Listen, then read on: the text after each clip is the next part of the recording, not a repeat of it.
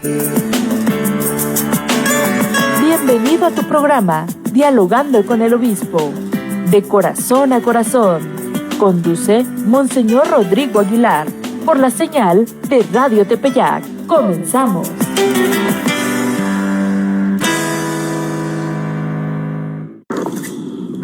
En el Evangelio de este domingo sexto del tiempo ordinario, continuamos con el llamado Sermón de Jesús en la montaña, para que los judíos que lo escuchan no recelen de novedades que puedan cambiar sus estructuras y tradiciones. Jesús les asegura: no crean que he venido a abolir la ley o los profetas. No he venido a abolirlos, sino a darles plenitud. Efectivamente, cumplir la ley y los profetas asegura la pertenencia al pueblo de Israel. Jesús viene a cumplir hasta la más pequeña letra o coma de la ley. Para Jesús, el cumplimiento de la ley no será con los mínimos indispensables, sino con las exigencias máximas. De esta manera, Jesús retoma varios preceptos para llevarlos a la plenitud, conforme al esquema que menciona repetidamente. Han oído que se dijo a los antiguos, pero yo les digo. Si queremos ser seguidores de Jesús, esto nos involucra y compromete plenamente. Primer precepto: no matarás. Para quien pretendiera juzgarse sin el pecado de haber dado muerte a otra persona, Jesús replica que ese mandamiento incluye también evitar el enojo e insulto a los demás. Más aún, no basta revisar si nos hemos enojado o hemos insultado a los demás. También debemos advertir que la persona pudiera tener alguna queja contra nosotros. Entonces nos dice Jesús: deja tu ofrenda junto al altar y ve primero a reconciliarte con tu hermano. Segundo precepto que Jesús lleva a sus máximas consecuencias es el siguiente: han oído que se dijo a los antiguos, no cometerás adulterio. Pero yo les digo que quien mire con malos deseos a una mujer, ya cometió adulterio con ella en su corazón. Esta amplitud de criterio que Jesús señala hace ver no solo el mandamiento, sino también el valor que lo sustenta, llevado a su plenitud. El adulterio abarca de esta manera no solo la intimidad sexual, sino también la mirada con malos deseos. ¿Cuántos adulterios podemos estar cometiendo? Tercer precepto: también se dijo antes, el que se divorcie, que le dé a su mujer un certificado de divorcio. Pero yo les digo que el que se divorcia, salvo del caso de que vivan en unión ilegítima, expone a su mujer al adulterio, y el que se casa con una divorciada comete adulterio. Cuarto precepto: han oído que se dijo a los antiguos, no jurarás en falso, pero yo les digo, no juren de ninguna manera. Si queremos ser fieles discípulos de Jesús, no podemos quedarnos con el criterio legalista, lo mínimo, teniendo en cuenta las prohibiciones, sino asumir los mandamientos llevados a su plenitud, a sus máximas exigencias. Los criterios de Jesús son expresiones de amor y no simplemente preocupación por los preceptos. Ser discípulos de Jesús no da permisividad, sino mayor exigencia de cumplimiento al plan de Dios. Cristo Jesús, ayúdanos con tu gracia a valorar y cumplir los mandamientos conforme a esta plenitud que tú nos enseñas, para poder ser firmes discípulos, entusiastas testigos y apasionados misioneros de tu Evangelio. Amén. Con frecuencia me piden que ore por determinadas personas en sus enfermedades. Pues bien, tengamos en cuenta que el 11 de febrero, fiesta de Nuestra Señora de Lourdes, es la Jornada Mundial del Enfermo que instituyera el Papa Juan Pablo II. A partir de entonces, cada año el Papa que esté al frente de la Iglesia nos ha regalado un mensaje correspondiente. Por esta razón, ahora leo el mensaje del Santo Padre León XIV para la 34ª Jornada Mundial del Enfermo, que leo textualmente para nuestro consuelo, beneficio espiritual y compromiso pastoral. La compasión del samaritano, amar llevando el dolor del otro. Por este motivo, dice el Papa León, he querido proponer de nuevo la imagen del buen samaritano, siempre actual y necesaria para redescubrir la belleza de la caridad y la dimensión social de la compasión, para poner la atención en los necesitados y los que sufren, como son los enfermos. Todos hemos escuchado y leído este conmovedor texto de San Lucas, capítulo 10, versos del 25 al 37, a un doctor de la ley que le pregunta quién es el prójimo al que debe amar, Jesús le responde contando una historia. Un hombre que viajaba de Jerusalén a Jericó fue asaltado por ladrones y abandonado casi muerto. Un sacerdote y un levita pasaron de largo, pero un samaritano se compadeció de él, vendó sus heridas, lo llevó a una posada y pagó para que lo cuidaran. Continúa diciendo el Papa León: he deseado proponer la reflexión de este pasaje bíblico con la clave hermenéutica de la encíclica Fratelli Tutti de mi querido predecesor el Papa Francisco, donde la compasión y la misericordia hacia el necesitado no se reducen a un mero esfuerzo individual, sino que se realizan en la relación con el hermano necesitado, con quienes lo cuidan y, fundamentalmente, con Dios que nos da su amor. 1. El regalo del encuentro, la alegría de dar cercanía y presencia. Vivimos inmersos en la cultura de lo rápido, de lo inmediato, de las prisas, así como también del descarte y la indiferencia, que nos impide acercarnos y detenernos en el camino para mirar las necesidades y los sufrimientos a nuestro alrededor. La parábola narra que el samaritano, al ver al herido, no pasó de largo, sino que tuvo para él una mirada abierta y atenta, la mirada de Jesús, que lo llevó a una cercanía humana y solidaria.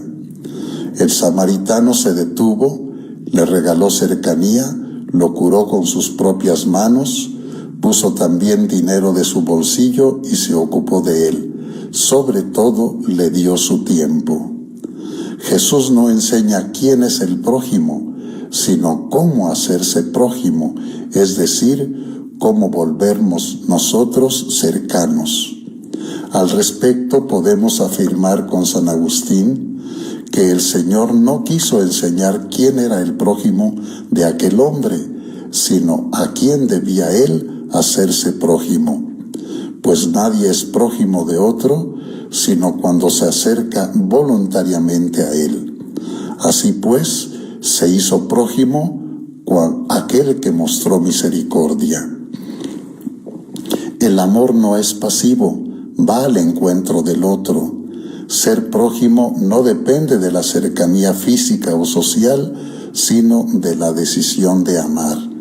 Por eso el cristiano se hace prójimo del que sufre, siguiendo el ejemplo de Cristo, el verdadero samaritano divino que se acercó a la humanidad herida.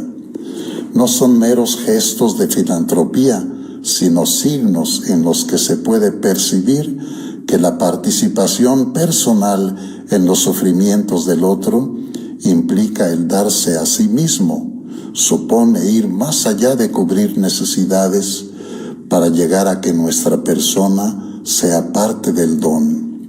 Esta caridad se alimenta necesariamente del encuentro con Cristo, que por amor se entregó por nosotros. San Francisco lo explicaba muy bien cuando, hablando de su encuentro con los leprosos, decía: el Señor me llevó hasta ellos, porque a través de ellos había descubierto la dulce alegría de amar.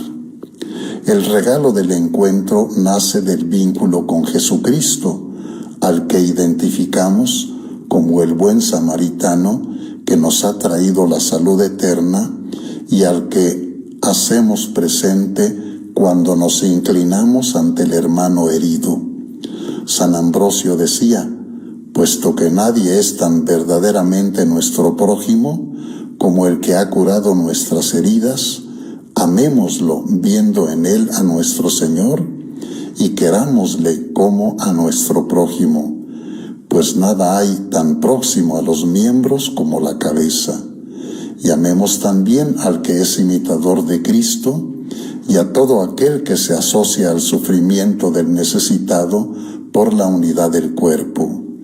Ser uno, en la cercanía, en la presencia, en el amor recibido y compartido, y gozar así como San Francisco de la dulzura de haberlo encontrado.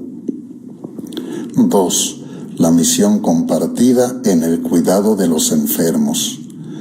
Prosigue San Lucas diciendo que el samaritano se conmovió. Tener compasión implica una emoción profunda que mueve a la acción. Es un sentimiento que brota del interior y lleva al compromiso con el sufrimiento ajeno. En esta parábola, la compasión es el rasgo distintivo del amor activo.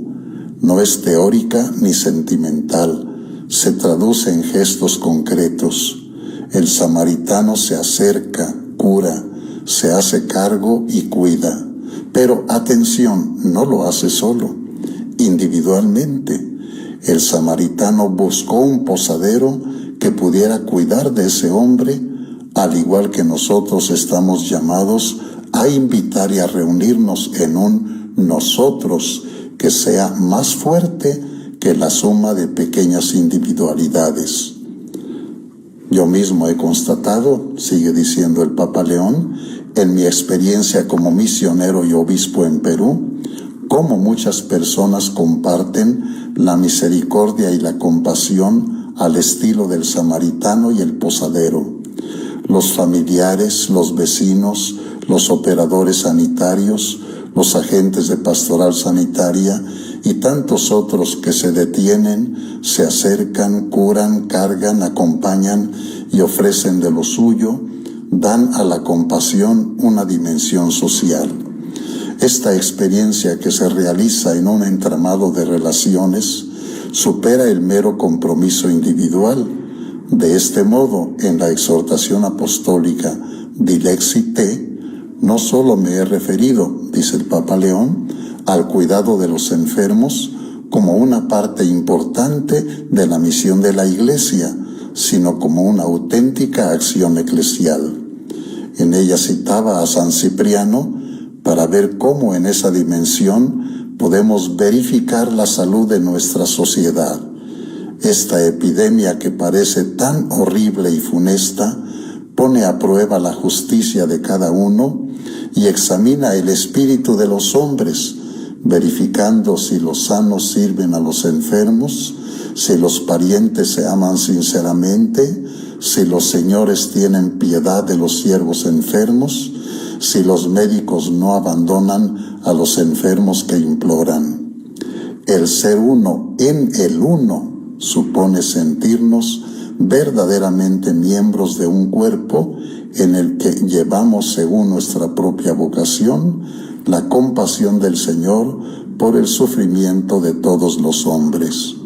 Es más, el dolor que nos conmueve no es un dolor ajeno, es el dolor de un miembro de nuestro propio cuerpo al que nuestra cabeza, Cristo, nos manda acudir para el bien de todos.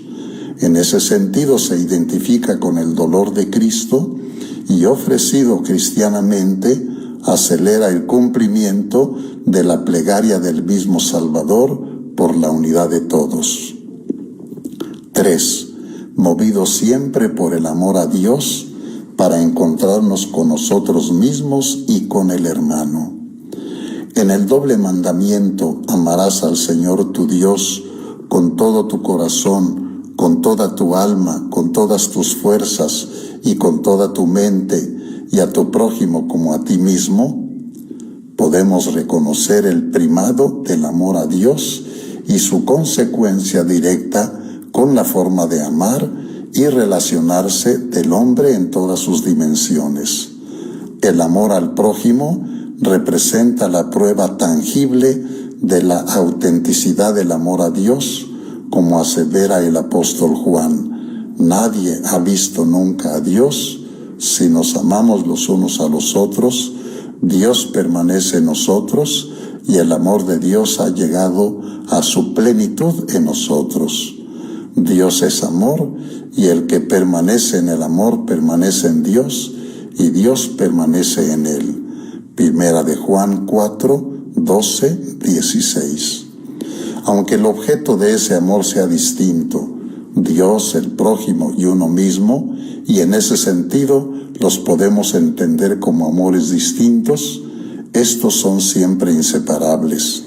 El primado del amor divino conlleva que la acción del hombre sea realizada sin interés personal ni recompensa, sino como manifestación de un amor que trasciende las normas rituales y se traduce en un culto auténtico.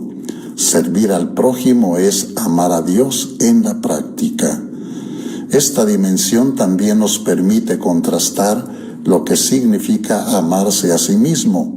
Supone alejar de nosotros el interés de cimentado nuestra autoestima o el sentido de nuestra propia dignidad en estereotipos de éxito, carrera, posición o linaje, y recuperar nuestra propia posición ante Dios y ante el hermano. Decía Benedicto XVI que la criatura humana, en cuanto de naturaleza espiritual, se realiza en las relaciones interpersonales. Cuanto más las vive de manera auténtica, tanto más madura también en la propia identidad personal. El hombre se valoriza no aislándose, sino poniéndose en relación con nosotros y con Dios. Queridos hermanos y hermanas, dice el Papa León, el verdadero remedio para las heridas de la humanidad es un estilo de vida basado en el amor fraterno, que tiene su raíz en el amor de Dios. Deseo vivamente, dice el Papa León, que no falte nunca en nuestro estilo de vida cristiana esta dimensión fraterna, samaritana, incluyente, valiente, comprometida y solidaria, que tiene su raíz más íntima en nuestra unión con Dios, en la fe en Jesucristo. Encendidos por ese amor divino, podremos realmente entregarnos en favor de todos los que sufren, especialmente por nuestros hermanos enfermos, ancianos y afligidos. Elevemos nuestra oración a la bienaventurada Virgen María, salud de los enfermos. Pidamos su ayuda para todos los que sufren, los necesitados de compasión, escucha y consuelo, y supliquemos su intercesión con esta antigua oración que se rezaba en familia por quienes viven en la enfermedad y en el dolor.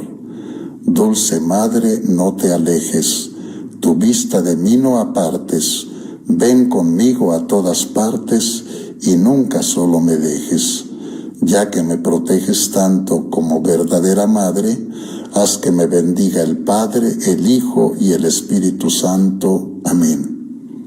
Dice el Papa León, imparto de corazón mi bendición apostólica a todos los enfermos, a sus familiares y a quienes los cuidan, a los trabajadores del ámbito sanitario, a los agentes de pastoral de la salud y muy especialmente a quienes participan en esta Jornada Mundial del Enfermo. Hasta aquí la lectura del mensaje del Papa León XIV en la Jornada Mundial del Enfermo, que es el día 11 de febrero, pero que sirve para todos los días. Meditemos, hagamos nuestro este mensaje y vivámoslo como enfermos o como acompañantes de nuestros enfermos. Quien siente necesidad y anhelo de más, aprovechando la tecnología, acuda a los mensajes de cada año con este motivo de la Jornada Mundial del Enfermo, el 11 de febrero de cada año. Me hacen este comentario: nos unimos en oración por todas las personas que generan tanta violencia. Yo comento, qué bueno este gesto. Ante la violencia nos llenamos de miedo, desde luego también de coraje y con ganas de contestar igualmente de manera violenta. Pero es muy saludable hacer oración por todas las personas que generan violencia, para que recapaciten, que resuelvan sanamente los motivos que pudieran justificarles actuar de esa manera. Tanta violencia que se ha desatado en las comunidades y pueblos nos indica una débil formación religiosa, personal y familiar. Ahora bien, atacar y hasta dar muerte porque la persona o las personas piensan que lo hacen en nombre de Dios es tremendamente equivocado. No se puede hacer daño a otras personas aparentemente en nombre de Dios. Me daría mucha tristeza y dolor saber cuántas personas que se dedican al crimen organizado se dicen católicas o al menos cristianas, pero sin vivir eso que dicen tener. Otra persona me dice, me cuentan que yo fui bautizado de bebé. Sin embargo, después, por razones que no vienen al caso en este momento, fui adoptado por otra señora, la cual me dejó uno de mis dos nombres, pero el otro nombre me lo cambió, es decir, antes era Luis Alberto y ahora soy Osvaldo Luis. Quisiera saber si el bautizo que me hicieron o que me cuentan que me hicieron sigue siendo válido. Cuando yo crecí me salí de la Iglesia Católica y me fui a la Iglesia Bautista. Ahí me bautizaron. Ahora mi novia es católica y yo ya no voy a los cultos de la Iglesia Bautista.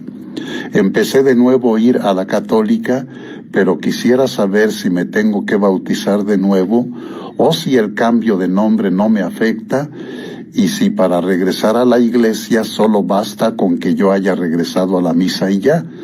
Pues una amiga me decía que no, que tengo que llevar alguna preparación para mi conversión. Yo respondo, el bautismo que se recibe en la Iglesia Católica es válido y para siempre, no se borra, ni se puede volver a recibir. Además, cada bautismo celebrado debe anotarse en el libro correspondiente de la parroquia. Pregunta a quienes aseguran que recibiste el bautismo en qué lugar fue para buscar ese registro. En cuanto al nombre, debe prevalecer el anotado precisamente en la partida de bautismo. Pero si luego en documentos oficiales fuera de la iglesia fuiste registrado con otro nombre, debes realizar un trámite para legalizar que dos o más nombres que pudieras tener en diferentes documentos se refieren a ti como la misma persona.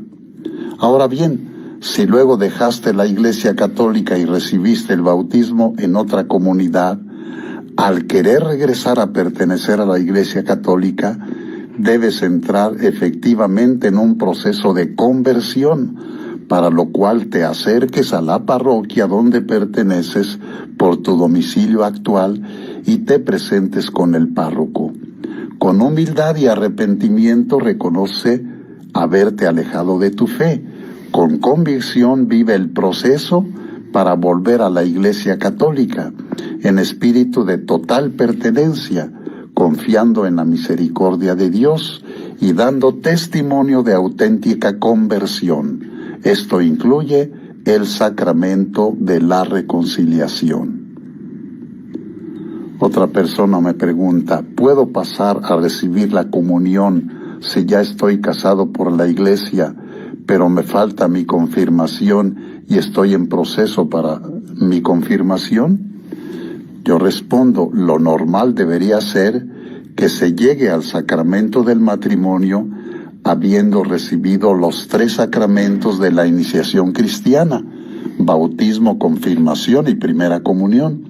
Desgraciadamente no son pocas las personas como tú que se han casado por la Iglesia, o sea que han vivido el sacramento del matrimonio, pero les falta la confirmación. Puedes seguir comulgando, desde luego con la confesión frecuente, especialmente cuando haya conciencia de pecado grave o mortal, y sigue preparándote para recibir pronto el sacramento de la confirmación.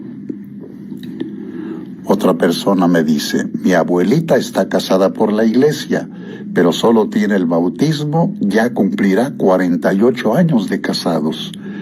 ¿Aún puede recibir la comunión y confirmación o ya no? Yo respondo, si tu abuelita se casó por la Iglesia, o sea, recibiendo el sacramento del matrimonio, no pudo no haberse confesado y comulgado, pero sí pudiera no haber recibido la confirmación, pero pudiera haberse dado el error grave de que ella se haya casado por la Iglesia sin haber comulgado y sin la confirmación. Conviene preguntar al párroco que se haga la investigación de los sacramentos recibidos y anotados en la notaría parroquial. Si tras la investigación cuidadosa hubiera duda firme de haber recibido dichos sacramentos o datos claros de no haber recibido la confirmación y la primera comunión, que los reciba ahora previa preparación. Me preguntan también, ¿por qué la Epifanía del Señor fue el domingo 4 de enero y el Día de Reyes fue hasta el 6 de enero? ¿El 6 de enero sí es reconocido por la Iglesia o solo es tradición del mundo? Yo respondo, en México se sigue celebrando la fiesta de los Reyes Magos el 6 de enero, pero litúrgicamente se llama la fiesta de la Epifanía, palabra que significa manifestación. Efectivamente, el niño Jesús se manifiesta a los magos llegados de Oriente, que son los primeros no judíos, o sea, los primeros paganos que adoran al niño Jesús y le ofrecen sus dones. Como es una fiesta litúrgica importante y ya el día 6 de enero poca gente conservaba la devoción de ir a misa, entonces la fiesta litúrgica de Epifanía se trasladó al domingo que haya entre el 2 y el 8 de enero. Esto para favorecer que más gente acuda a participar en la misa de Epifanía. Pero sí, también sabemos que hay otros países como Italia que siguen conservando la fiesta litúrgica de la Epifanía el 6 de enero. Dada esta situación que unos países han cambiado la fiesta de la Epifanía al domingo mencionado y otros conserven dicha fiesta el mismo día 6 de enero, es comprensible que en algunas iglesias parroquiales o capillas conserven dicha fiesta de Epifanía también el 6 de enero. Ciertamente esto puede confundir a los fieles, por lo que conviene explicarlo, especialmente a quienes no están conocedores de todo esto. Otra persona me comenta, yo tengo inquietud por la vocación sacerdotal. Le pido me dé una palabra de motivación. Yo respondo, felicidades por tu inquietud y anhelo de la vocación sacerdotal, o sea, de ser sacerdote ministerial. Desde luego que tu inquietud te lleve a dialogarlo con otras personas, en tu familia, que son las personas más cercanas a ti y que te han acompañado en tu crecimiento. También coméntalo en tu parroquia, con personas con quienes has compartido tu fe y te han ayudado precisamente a crecer en la fe. Procura acercarte a personas que colaboran en la pastoral vocacional en el lugar que vivas o cerca de ese lugar. Puede ser con seminaristas que ya están viviendo y formándose en ese proceso. También hay otros jóvenes, varones o mujeres, que están buscando definir su vocación. Allí encontrarás personas que ya viven una vocación concreta, como sacerdotes, religiosos, religiosas o personas casadas. Sobre todo, dialógalo con Dios. Pregúntale, pídele signos de su llamada. Esto es importante porque la inquietud personal debe fundamentarse en una llamada que Jesucristo está sembrando en tu mente, en tu corazón. Es Jesús quien llama y conviene que le respondamos. Jesús te llama, llama a cada persona, llama a todos. Tú quieres responderle, Jesús mismo te ayudará a definir. Responder a Jesús no es fácil ni cómodo, pero sí apasionante, vale la pena.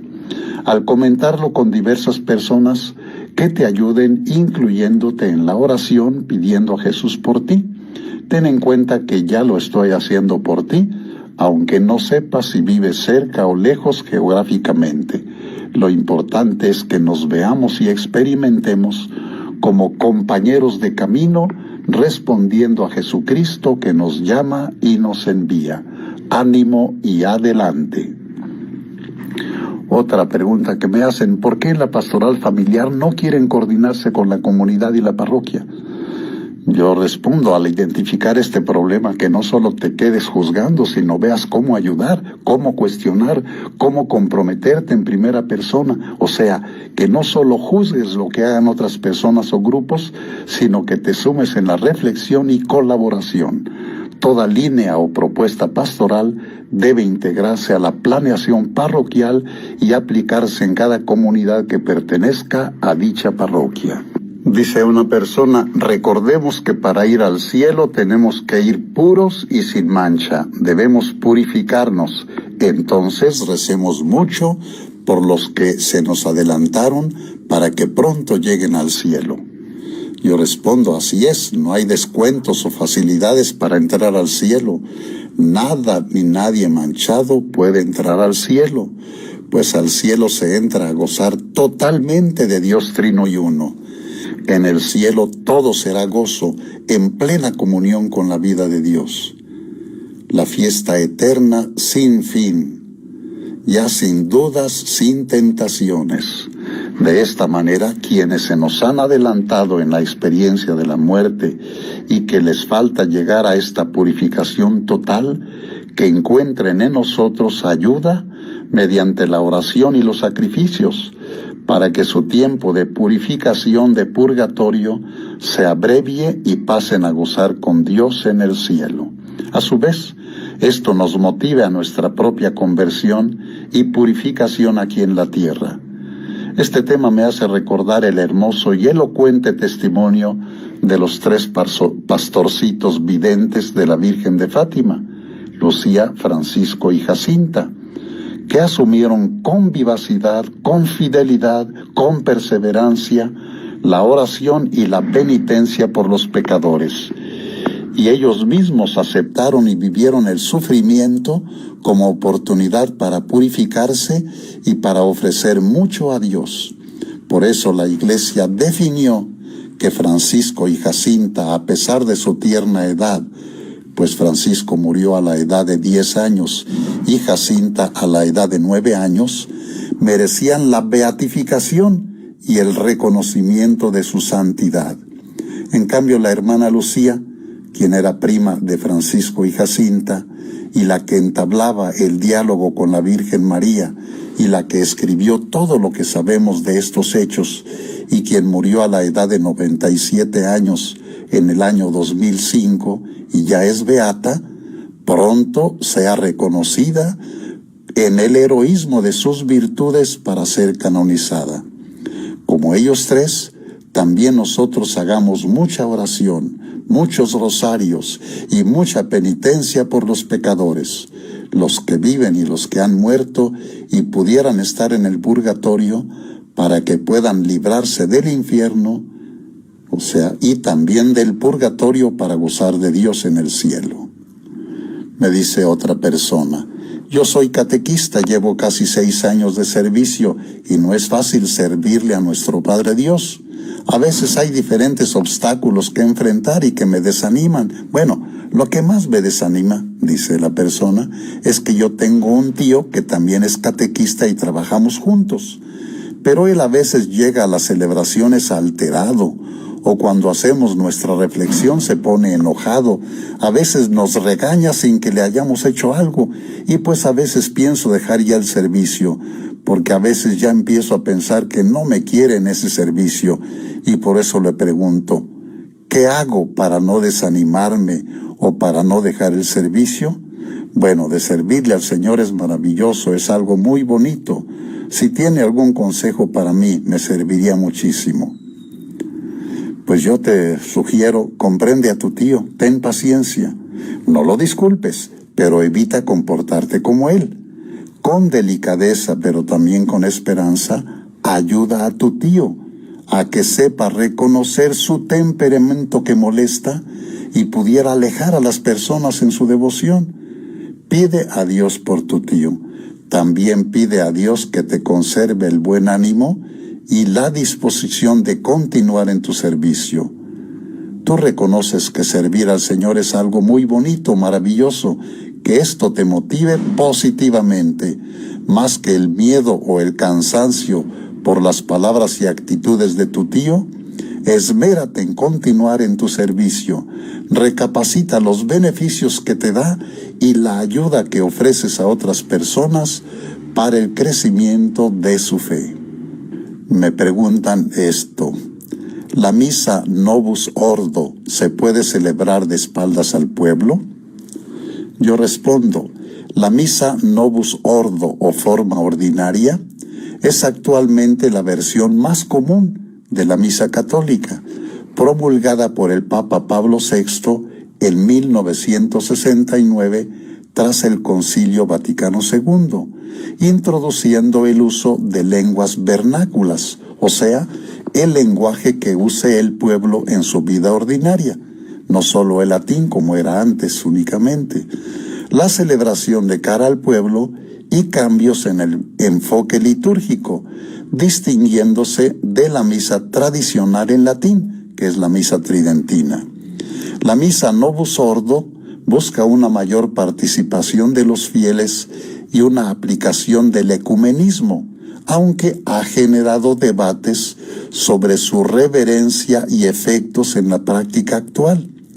Lo normal es que esta misa Novus Ordo o forma ordinaria se celebre estando el sacerdote frente al pueblo, o sea, frente a la asamblea reunida.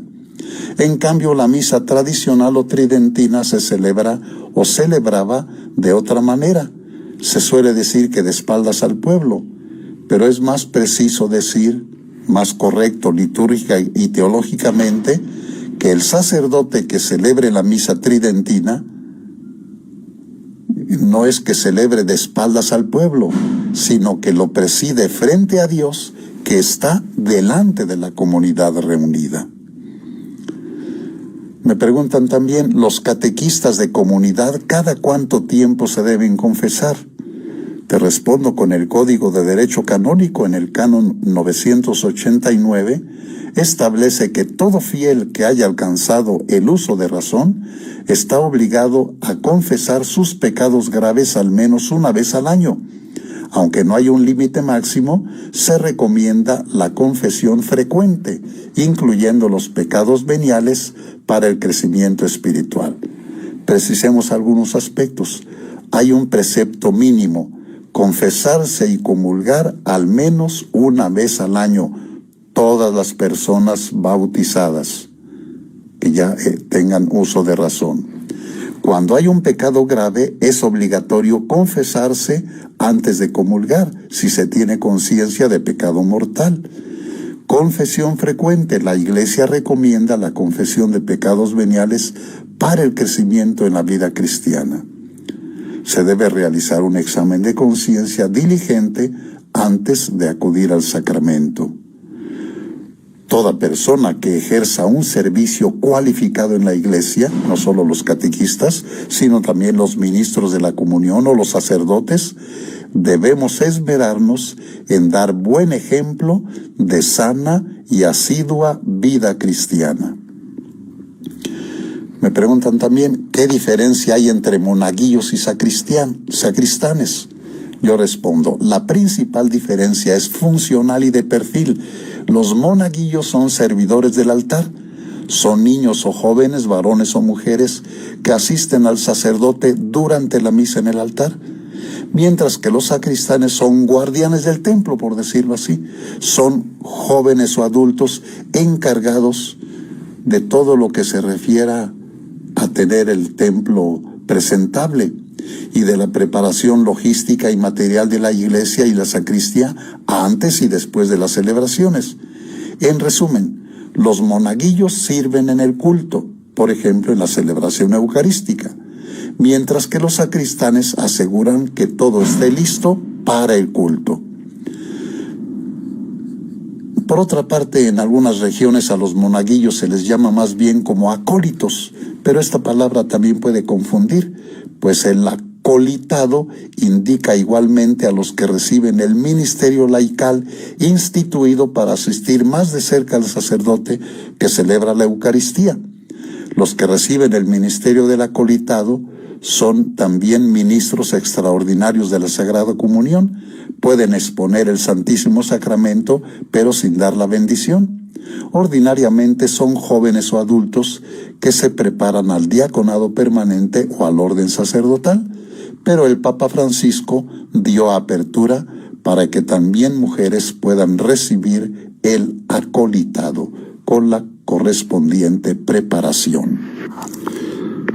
Tengo la alegría de comunicar la promulgación del decreto del Papa León XIV que establece un año jubilar especial en conmemoración del 8º centenario del tránsito de San Francisco de Asís. El Papa León XIV ha dispuesto que desde el 10 de enero del 2026 hasta el 10 de enero de 2027 se celebre este año de San Francisco, durante el cual todos los fieles cristianos están invitados a seguir el ejemplo del Santo de Asís, convirtiéndose en modelos de santidad de vida y testigos constantes de paz. La Penitenciaría Apostólica concede la indulgencia plenaria bajo las condiciones habituales a quienes participen devotamente en este jubileo extraordinario que representa una continuación ideal del jubileo ordinario de 2025. Este año jubilar está dirigido especialmente a los miembros de las familias franciscanas del primer, segundo y tercer orden regular y secular, así como a los institutos de vida consagrada, sociedades de vida apostólica y asociaciones que observen la regla de San Francisco o se inspiren en su espiritualidad. Sin embargo, la gracia de este año especial se extiende también a todos los fieles sin distinción que con el ánimo apartado del pecado visiten en forma de peregrinación cualquier iglesia conventual franciscana o lugar de culto dedicado a San Francisco en cualquier parte del mundo. Los ancianos, enfermos y quienes por motivos graves no puedan salir de casa podrán igualmente obtener la indulgencia plenaria uniéndose espiritualmente a las celebraciones jubilares y ofreciendo a Dios sus oraciones, dolores o sufrimientos. En este tiempo de celebración que culmina 800 años de memoria franciscana, invitamos cordialmente a todos los fieles a formar parte activa de este jubileo excepcional, que el ejemplo luminoso de San Francisco, quien supo hacerse pobre y humilde para ser verdaderamente otro Cristo en la tierra, inspire nuestros corazones a vivir con auténtica caridad cristiana hacia el prójimo y con sinceros anhelos de concordia y paz entre los pueblos. Siguiendo las huellas del poverello de Asís, transformemos la esperanza que nos hizo peregrinos durante el Año Santo en fervor y celo de efectiva caridad. Que este año de San Francisco sea para cada uno de nosotros una ocasión providencial de santificación y de testimonio evangélico en el mundo contemporáneo, para gloria de Dios y bien de toda la Iglesia. Me pregunta una persona, ¿es correcto estar en noviazgo con una persona que ya tiene un hijo y es divorciada? Yo en lo personal considero es malo tener una relación con una persona así. Eso dice la persona que me hace la pregunta. Yo respondo, depende de la situación personal. El noviazgo no tiene impedimento si ninguno de los dos ha estado casado por la Iglesia. En este caso es importante el modo en que el varón se acerque a la mujer, aceptando la situación de ella como madre. En otras palabras, conviene quererla y también aceptar y querer, no solo tolerar al hijo que ella tiene. En otras palabras, conviene superar la postura egoísta de solo buscar el placer y el gozo de cariño con la mujer, para incluir también el cariño al hijo y que éste no quede desamparado de la figura paterna. El ideal es que esta relación incluya la perspectiva del matrimonio tanto civil como eclesiástico, a fin de que ambos y el hijo queden amparados, protegidos, incluso bendecidos por las dos leyes, la civil y la eclesiástica. Me hacen una pregunta que ya me han hecho otras veces y ampliada con otras preguntas. ¿Qué es la indulgencia plenaria? ¿Cómo se puede alcanzar? ¿La indulgencia se adquiere con las obras de misericordia para sanar la culpa del pecado? Yo respondo de esta manera. De acuerdo con el Catecismo de la Iglesia Católica, la indulgencia plenaria es la remisión o perdón ante Dios de la pena temporal por los pecados cometidos pero ya perdonados en el sacramento de la reconciliación, que pueden ganar los fieles bautizados no excomulgados que se hallen en gracia.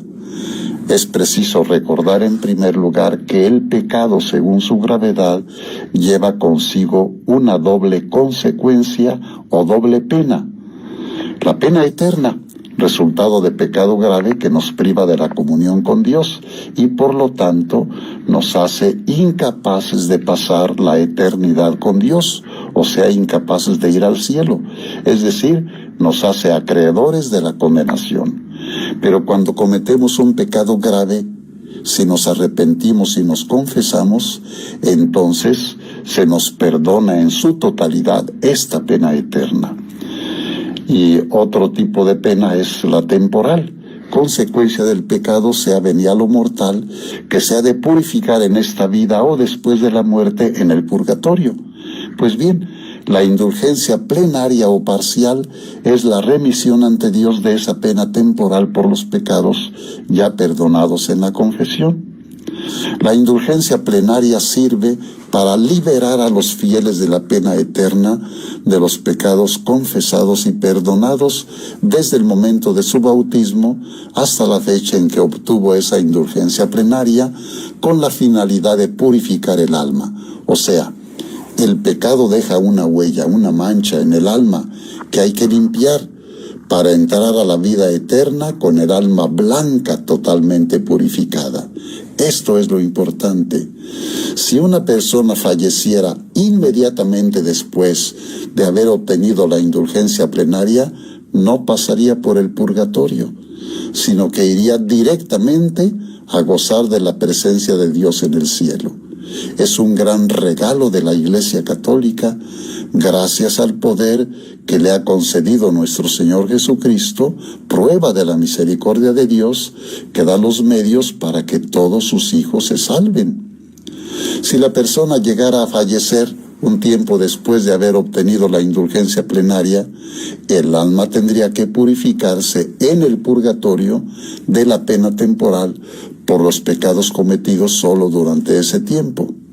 Esta es la razón por la que millones de fieles buscan constantemente ganar indulgencias plenarias, tanto las ordinarias como las extraordinarias, que concede la Iglesia en fechas o jubileos importantes. Estamos todavía en el jubileo de la esperanza, que va a culminar el 25 de diciembre. Los requisitos para ganar cualquier tipo de indulgencia, ya sea parcial o plenaria, son 5. Primero, confesión sacramental. Segundo, comunión eucarística.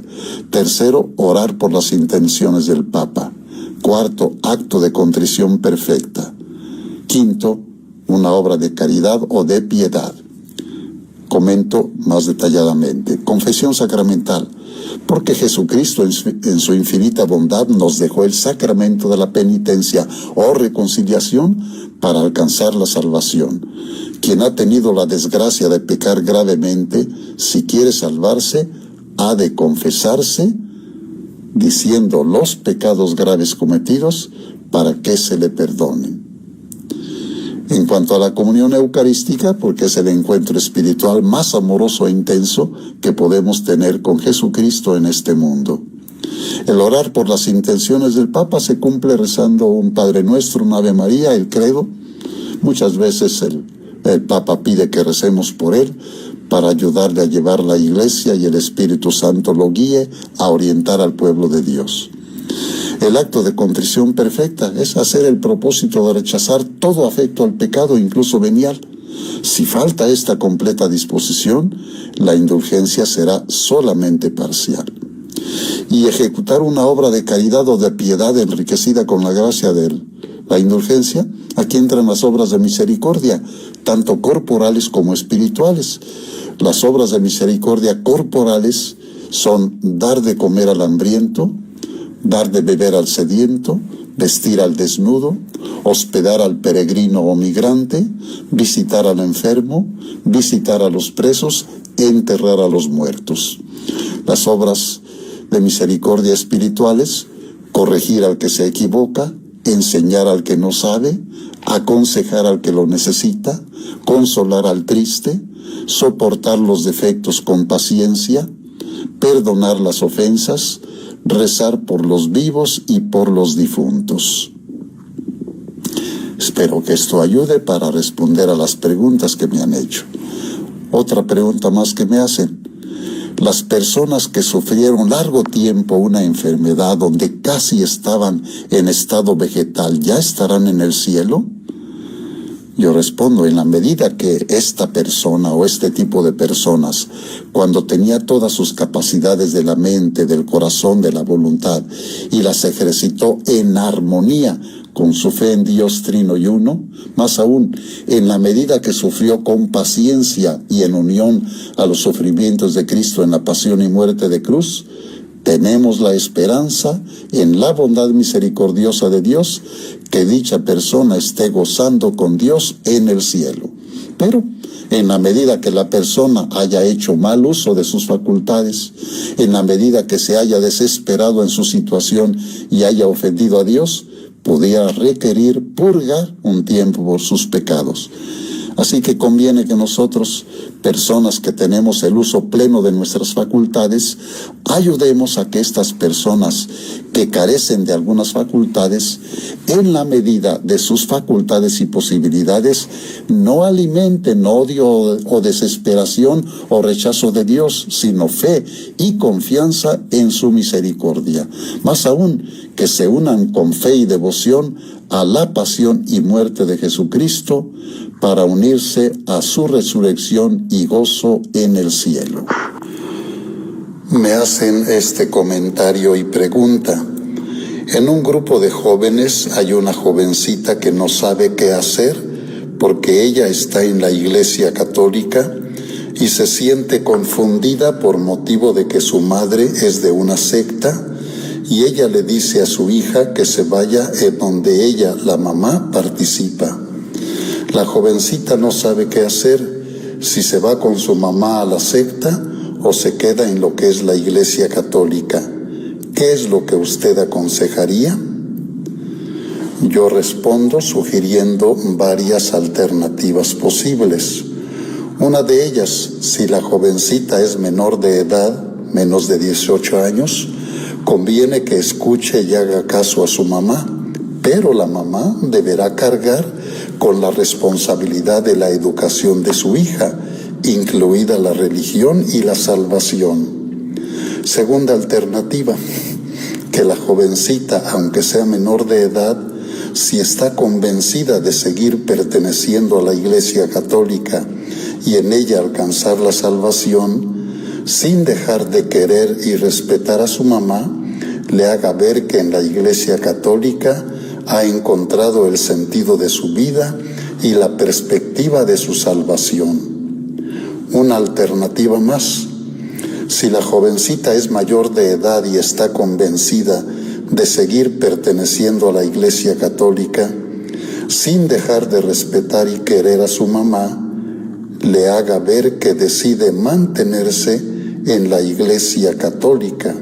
Más aún, estará orando a Dios para que su mamá descubra la opción de la Iglesia Católica como el camino de salvación. Otra situación para tener en cuenta: si la mamá desde siempre ha pertenecido a la religión que ahora profesa, podemos preguntarnos, ¿cómo ha sido posible que la jovencita haya decidido recibir el bautismo e integrarse a la Iglesia Católica? Más bien parecería que la mamá antes fue católica y luego dejó esta religión para irse a la secta a la cual ahora pertenece. Entonces no puede obligar a su hija a que dé este mismo paso, sobre todo si la jovencita ya es mayor de edad. En conclusión, la jovencita, sobre todo si es mayor de edad, medite ante Dios su vida de fe y afronte con madurez cristiana lo que Dios le sugiera. A las dos personas, la mamá y la jovencita, les sugiero: quiéranse, respétense mutuamente en la diferencia de religión, escúchense, fundamenten lo más posible esta fe y pertenencia religiosa y den testimonio no para quedar bien en esta vida terrena, sino para alcanzar la vida eterna. Mas todavía acojamos y leamos con detenimiento para meditar y orar con la carta apostólica que el Papa León XIV nos acaba de enviar el domingo 23 de noviembre en la fiesta de Jesucristo, Rey del Universo, llamada esta carta In Unitate Fidei, en la unidad de la fe, con motivo del viaje que está por realizar a Turquía para conmemorar el 1700 aniversario del Concilio Ecuménico de Nicea. Con esta carta el Papa León desea alentar en toda la Iglesia un renovado impulso en la profesión de la fe, cuya verdad, que desde hace siglos constituye el patrimonio compartido entre los cristianos, merece ser confesada y profundizada de manera siempre nueva y actual. El Papa se detiene en reflexionar en la oración del credo, que acostumbramos recitar en los domingos y fiestas de guardar, confesión de fe que definió y pacificó los ánimos turbulentos en el siglo IV. Confesar nuestra fe en un solo Dios y en tres personas distintas, Padre, Hijo y Espíritu Santo, nos una en la familia y en la comunidad. Para poder ejercer este ministerio de modo creíble, nos dice el Papa León, debemos caminar juntos para alcanzar la unidad y la reconciliación entre todos los cristianos. Nos propone un modelo de verdadera unidad en la legítima diversidad, unidad en la Trinidad, Trinidad en la unidad, porque la unidad sin multiplicidad es tiranía, la multiplicidad sin unidad es desintegración. El Espíritu Santo es el vínculo de unidad que adoramos junto con el Padre y el Hijo.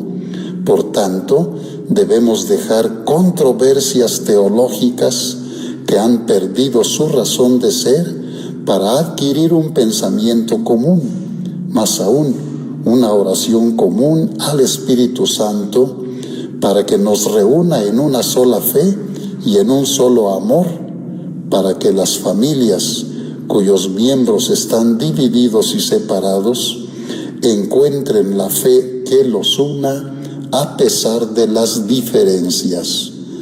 Recojo la oración al Espíritu Santo al final de la carta del Papa León XIV. Santo Espíritu de Dios, tú guías a los creyentes en el camino de la historia.